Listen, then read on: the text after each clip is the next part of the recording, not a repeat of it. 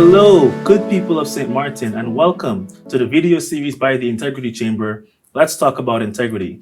I'm your host, Kevin James, and our topic for today is the impact of integrity on government finances. To help shed some light on the subject matter, I have with me here today the Honorable Minister of Finance, Mr. Ardwell Irion. Good day to you, Kelvin, and good day to the people on your social media feeds, and good day to the people of St. Martin. I first want to ask you to just kind of give us more of a broad perspective before we really get into the topic. And so, what does integrity look like from your context?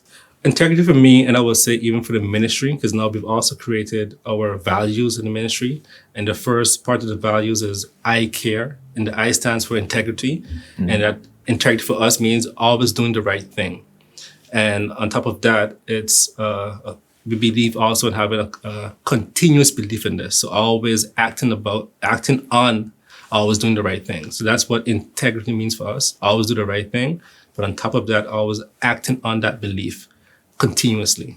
Right. Okay. So now we see what integrity means for you. And so my next question would be, what does financial integrity look like for the government? Financial integrity for government is, first of all, establishing trust. Right. So there must be, for us, establishing trust between the government and the people. We believe that without establishing that trust, all else fails. On top of that, financial integrity for us within the government civil service is also being honest. So honesty among the civil servants, but in your work. So for example, a minor example, if you have a document that and you're given a task to do and complete, and you don't complete this task, or you're given a document and you take some pages off because you don't agree, and when the next person gets it, that's incomplete. Those are minor, but still integrity breaches. But in government, we believe in honesty. And so for us, it's establishing trust, being honest, and accountability. Right. Accountability is also part of the integrity for us in government. So even if as a human being, we all make mistakes, right? So even within the context of work, if you do make a mistake, be accountable to that mistake for the first reason, so that we could also help resolve this matter, all right? Because within government, mistakes also affect the general population, the public. So it's establishing trust, being honest, and accountability.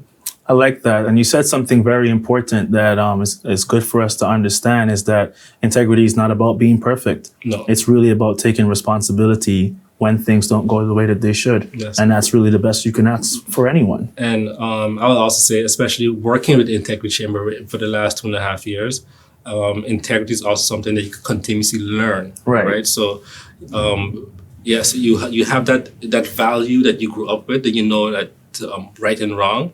But as you work in a government, things become a little bit more complicated, where it's a lot more of a gray area. Yeah. And what I've realized working in the last 2.5 years is, don't be scared to ask, right? Yes. So I myself, a few times, have asked a certain question, hey, well, how do you see this when it comes to integrity?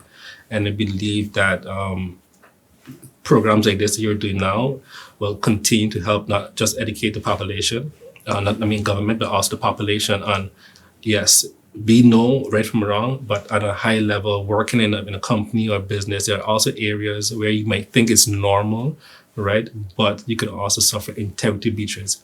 What are the types of financial misconduct that can occur in government? Well, I would say in the most recent case, for example, or in general, when it comes to finance, and not only within government, but any financial institution that deals with money or cash and so forth. I think one of the highest areas of integrity breaches would be misappropriation of funds. Exactly. Right? So that's one.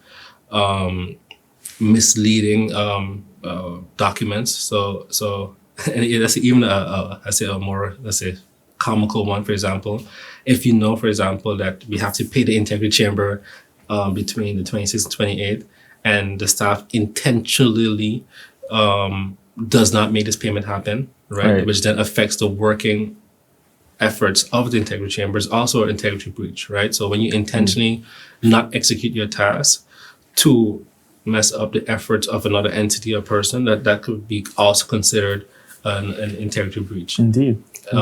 So they're holding back documents, holding back advices.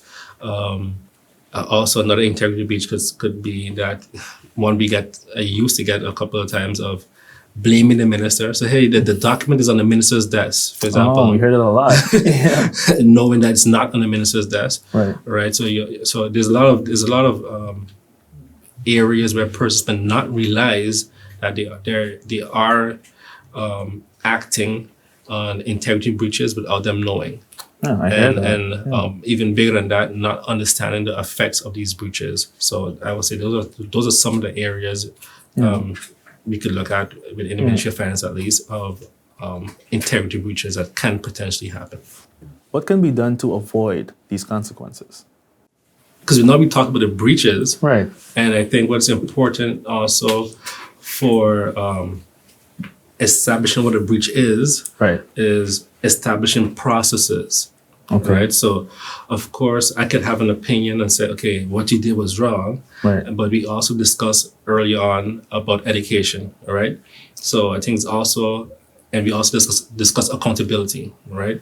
So I think it's also important for me as an accountable leader, right, that I also establish processes, or the institution establishes processes so that the civil servants or employee knows, okay, this is A, this is B, this is B, C. This is how I have to operate within my work. This is how I have to operate with my colleagues. These are the processes. Okay. So that if there is a breach, we can go back and look at the process and say, okay, where did this breach happen? Right? Right. Did this individual follow these steps? Did this individual follow these processes? And then we can hold them accountable and say, look, you did process 1, 2, 3, but 4, 5, and 6, you did not apply. Exactly. And here's where the breach happened. Or we could say, look, we have these 10 processes, all the processes were followed, and we still saw a breach in between. So now we have to reevaluate the processes. The process right? itself. Yeah. And maybe fix some of the processes so that we then could minimize the breach moving forward. Right. I don't believe that, for example, we could eliminate integrity breaches. No. Because that's also, let's say, could be part of an individual's character. But I think what we can do is create enough processes to minimize that risk for a breach, or minimize, let's say, for lack of better words, an incentive for a breach. Exactly. One of the things that really stood out to me is that I'm hearing a very strong theme of reliability.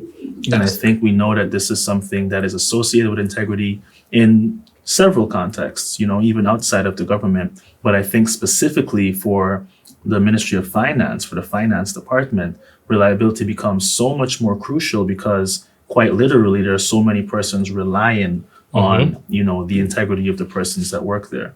And so this is why I think it's important to really look at the context so that integrity is illuminated in its different aspects. I fully agree. We always want to try to tie it back in to see now, how does this affect the average person? How does this impact society? So it impacts society in different ways. One, as a government, so I think the general themes of integrity will surround trust, reliability, as you mentioned, accountability, being honest, being consistent, right? Right. So consistently practicing the right thing. Exactly. I don't think integrity is a one-time thing. You have to consistently practice it.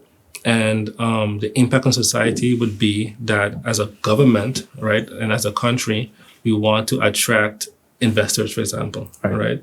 And if before you travel, for example, at least for sure in these current generations, before we travel, we Google a country. You Google for crime as one of the areas, fun things to do and so forth. Yeah. I think we all, for sure, I check to see the safety of the country that I'm going to. Yeah, me too. So if you look at the impact to society, businesses do the same thing, right? So before an investor comes to a country, they're going to do their research. And if if you, and I know when you talk about integrity in countries, there are some countries which you don't have to say, but they come to your head directly, right away. Oh, no, that's a country I wouldn't invest in. Exactly. Right? So if I give you $1 million and say, would you invest in these countries? And I put some countries inside there, and you say no, more than likely it would be because of some type of integrity issue that you're not, you're scared you won't be able to get your money back out, or the government seizes your money, and so forth. So the impact on society could be very great when there's too much or very big integrity issues for the government, because then you lose, again, going back to the first thing that I said, trust. Right? So if an investor does not trust to invest in a country, then we don't get economic impact. Jobs are then affected, or social, the social aspects of government, and that's one of the main reasons why we're there, is affected. So the impact of society can be huge, right? On the other hand, I was just going to ask, it can also be a positive impact on society, right? So if you have high integrity, right, within the government, that you then companies are then more willing to come and invest, right? You get more opportunities. More opportunities, even if, let's say, the cost of investing is a little higher, right? Because I'm putting my money in here because I know it's safe, right? So I'll come, even though, let's say, the cost of doing business is a little higher, but I know my impact, my money is safe, which then has a positive spin-off for the society. But also, even more important for me is having high integrity within government allows us to be even more innovative and creative, and also going more digital, for example. For me, building that trust as a government, I'm the minister that wants to go more digital, right? If you don't have enough trust within society, then, you know, I don't want to put my information on a government website. I don't know what they're going to do with my data and so forth. So that's another aspect and another way that it can have an impact on society, that if we don't have enough trust, that we won't get the necessary effects that we want with the policies that we're creating, or the websites and so forth that we're creating for the people to actually use them. Because you can have all the product, but if there's no trust to use the product, right, then we've still failed. So I think that there are multiple ways that integrity impacts society positively and negatively. And I just want to stress this point again, because I think it's so important. We looked at it from the personal perspective that no one is perfect. In the same way, no country is perfect. And the other countries that are looking in aren't necessarily looking to see that you have no problems, but they're looking to see, how do we handle our problems? Do we take, as a country, accountability when things go wrong? Are we honest as a country? Are we reliable as a country? You know, and it's important to remember, even though we're discussing government finances, it's always just a good point to add that we, the people, are the country. Everyone in government are people too, you know, and we all have to work together to be a country of integrity. And I think that's key what you mentioned just now. A lot of times persons think that the minister of finance is, let's say, the sole responsible person. But it's important as civil servants to understand that, yes, even your integrity breaches on the lower level affects everyone on the whole chain, right? Even though I am then accountable for that, the whole country can be affected by an integrity breach, like you mentioned earlier, where you disrupt trust. So I think that's very important what you just mentioned. And like I mentioned before, I think that series like this in the future, we haven't had things like this in the past, and series like this, educational programs about integrity, knowledge, and softening the intimidation factor on integrity. So I appreciate again what you and your team are doing. And I look forward to actually watching the other videos. Definitely. And thank you so much for taking the time to share with us. We really appreciate you. Thank you. And to the people of St. Martin, I do hope that this conversation was beneficial to you. And thank you for supporting us in our mission to build integrity for future generations. Stay tuned for the next video in our series, Let's Talk About Integrity.